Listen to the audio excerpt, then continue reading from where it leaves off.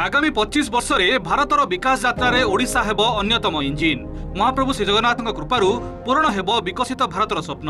आ ओडिशार फलाफल विकसित भारतर स्वप्न को देव नुआ गति। आज नुआ दिल्ली रे एनडीए संसदीय दल नेता बैठक रे ओडिशार गुरुत्व को संसद भवन सर्वसम्मुख रे मने पकेबाकू भूली नथिले।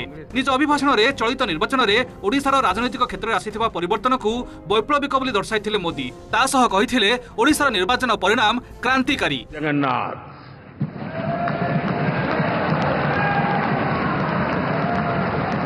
मैं हमेशा मानता हूं ईश्वर के अनेक रूप होते हैं, लेकिन जब मैं भगवान महाप्रभु जगन्नाथ जी को याद करता हूं तो मैं हमेशा मानता हूं ये गरीबों के देवता है। पर दल अन्यतम वरिष्ठ नेता मुरली मनोहर जोशी और पूर्वतन राष्ट्रपति रामनाथ कोविंद को साक्षात करथिले मोदी। ब्यूरो इनपुट सह नुआ दिल्ली शिवनाथ राउत को रिपोर्ट ओटीवी।